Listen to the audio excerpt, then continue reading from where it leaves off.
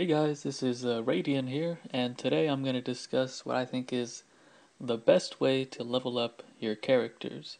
Now, in the background footage, we got footage of me doing World vs. World, and it's not really relevant to this video, but it's actually pretty entertaining footage if you still want to watch it. So basically, what I believe is the best way to level up your characters is through Citadel of Flames. The only prerequisite is that you have one level 80 character, and that's kind of a big prerequisite. Well, you have to have a level 80, there's no question about it. Now, I would say most people should have it given how long the game's been out. Now, if you don't have a level 80, this video is not really for you. This really does depend on you having a level 80 so you can do Citadel of Flames. So basically, this dungeon, what you're gonna do is you're gonna get on your level 80, and you're gonna be doing the dungeon on the level 80, and you're gonna be character swapping at the end. So basically, to describe the character swapping trick, you need to get whichever low level character you want to level up. You need to make sure that you get it to Fireheart Rise. That's the explorable area that Citadel of Flame is in. And so basically, what you're gonna want to do is um, you'll start off doing the dungeon on your level 80, and you'll do pretty much the entire dungeon on your level 80, your good character. And when the final boss is at maybe 10% health, you can actually log out and switch characters over to your lower level that you want to level. And when you log on to that character, it's going to take you should already be loaded up in Fireheart Rise. You should have left it there when you logged it out. So the message will pop up on your screen, and you're going to just enter the dungeon. And you need to enter the dungeon before they get the reward and kill the boss, or else you're not getting any reward. So if you do enter in time, then you'll get the full reward of the dungeon, except the 26 silver reward will be a little bit reduced because you're not level 80. It'll be reduced depending on what your level is. That's the only kind of downside in terms of getting money from accepting the reward on a lower level as opposed to a higher level. But the majority of the money from the dungeon doesn't come from that right there, and it doesn't lessen it that much. So you can still get 6 to 8 gold per hour while doing this to level it up. An alternative way to kind of do the character swap trick, which some people do, which I haven't really done that much, I've done it a few times, is you kind of get one designated person in the group to watch the cutscene, and after you kill the boss, you can go ahead and character swap, and if somebody did volunteer to watch the cutscene, then the reward won't come until the cutscene's done, so you'll have enough time to still get the reward even though you character swapped after the boss died. I haven't done that very much, and you can't always count on them watching the cutscene, and you definitely can't count on the group not killing the boss until you spawn in if you do swap out at 10% health, because, I mean, some pickup groups, they'll just kill the boss even though you're not even logged in and you might not get the reward.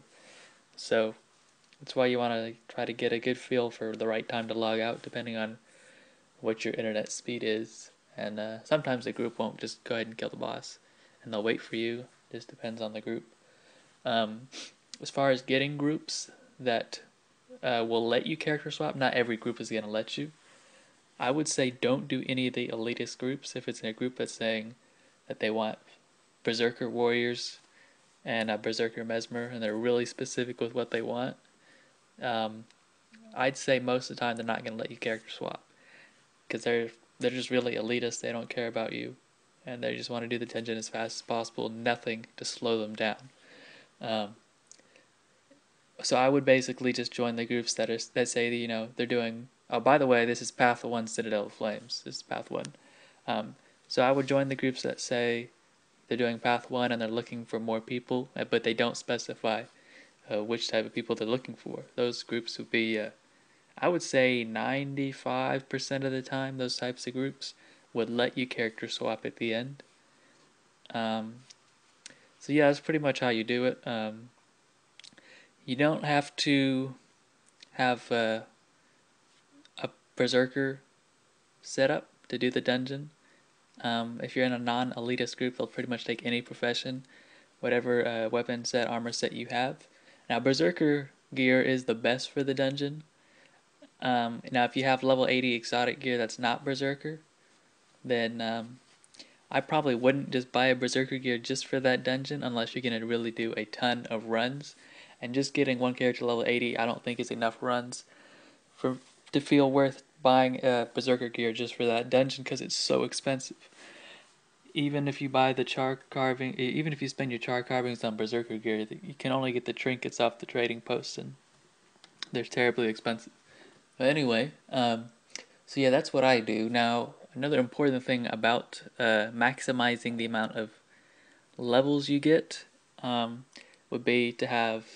You don't have to have more than one level 80. You just have to have one level 80, and I would however many character slots you have, make sure they're all filled with characters and get every single one of them to Fireheart Rise. It might take a few deaths, a few tries, but you can get even a level 2 to Fireheart Rise. And basically the reason for doing that is so you can do the daily even on your level 2 characters. All you got to do is the character swap trick, because you can always remember you can manipulate who gets the reward. So you can even do the character swap with other characters just to get the daily. Now, like I said, this is what I consider the best way to level up your characters. This is how I'm gonna get. I've already done this for my Mesmer. I've gained maybe 40 levels from this so far. I'm gonna finish it off, get it to 80 by doing this method, which is what I've been doing. And my Thief, I'm gonna get it to 80 from doing this method. Now, I would actually, if I was, what I basically do is I craft my cooking to max level, that gives about 10 or 11 levels for 1 gold. And the other crafting disciplines, they're a lot more expensive than cooking. They're pretty expensive. Maybe 5 gold would be the next cheapest to max out, and then after that it might be 6, 7, and I mean the most expensive one could be like 15. Just depends on the time. Um, so that's why I consider this the best way to level up, not the fastest, because you get a lot of money out of it and it's still quick levels. So it's like 6 to 8 gold per hour, and maybe 10 levels every 4 hours. Maybe like 2.5 levels per hour. That's pretty quick. Now you can't just keep repeating this dungeon, doing the dungeon and then character swapping every single time, because you'll start to hit diminishing returns.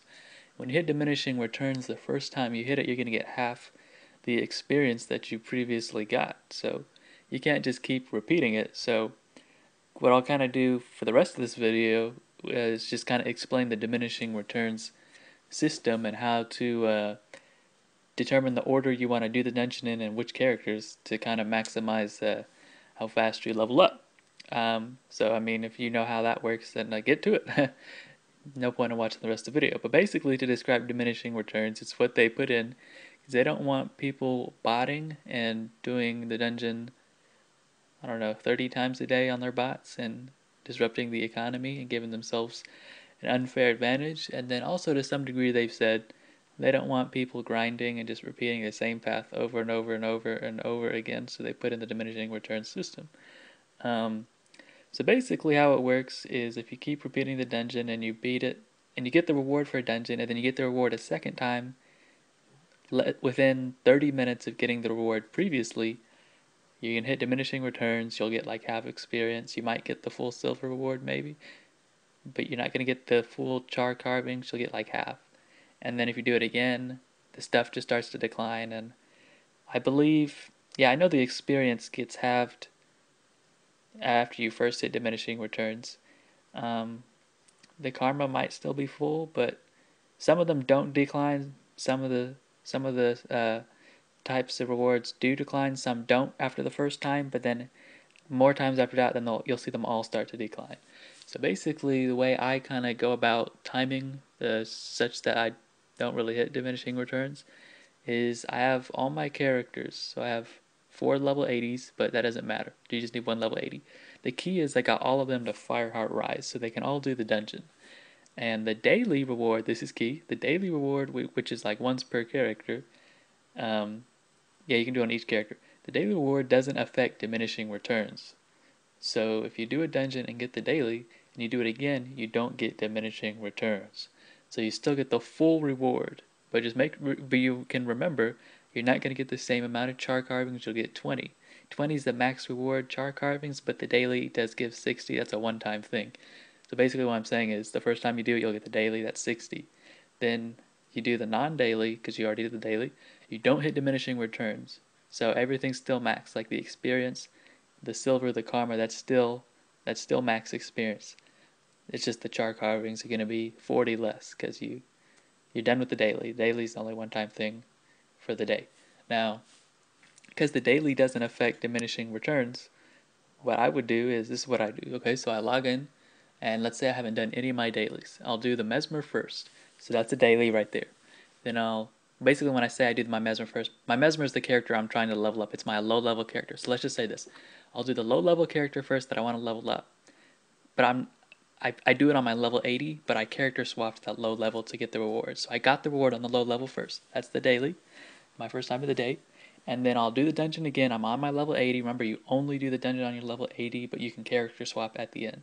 So my second time doing it for the day, I'm on my level 80 again, and then I character swap to my low level again to get the reward. So that's a full reward again, no diminishing returns because the previous run was the daily. So that's no diminishing returns. Okay, so then I'll just take a 15-minute break, maybe a 20-minute break, because remember, every 30 minutes is when diminishing returns wears off.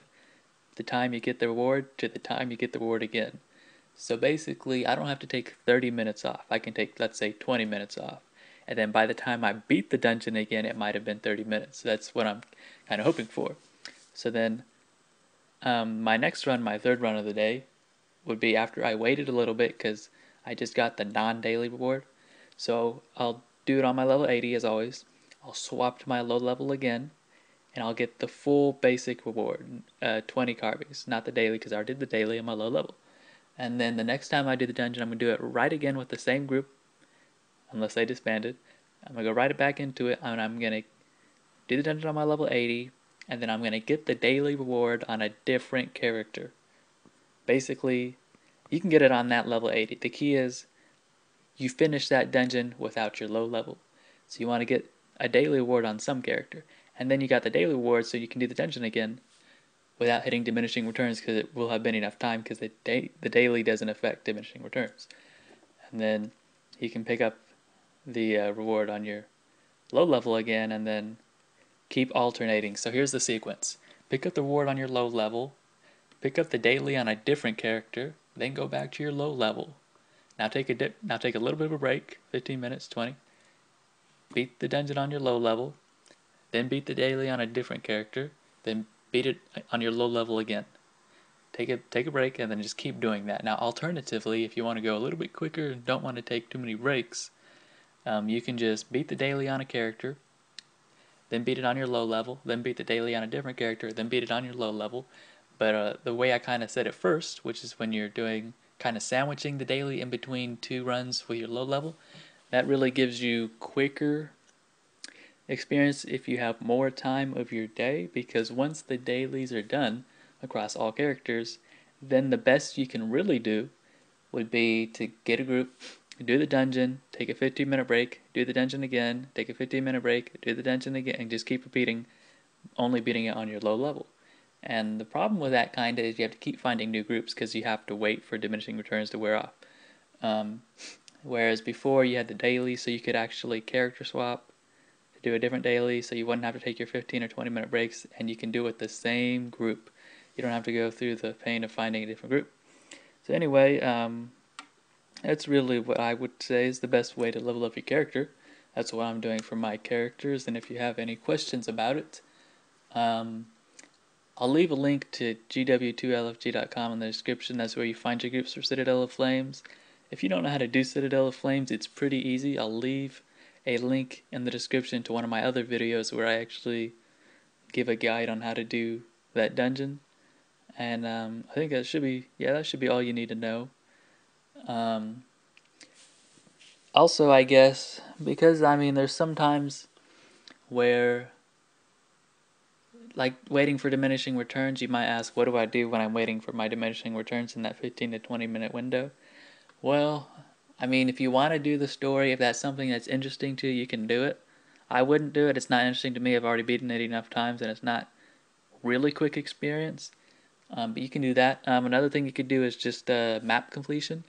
Just run to the waypoints, run to the skill point challenges, the point interest. You can do dynamic events on the way.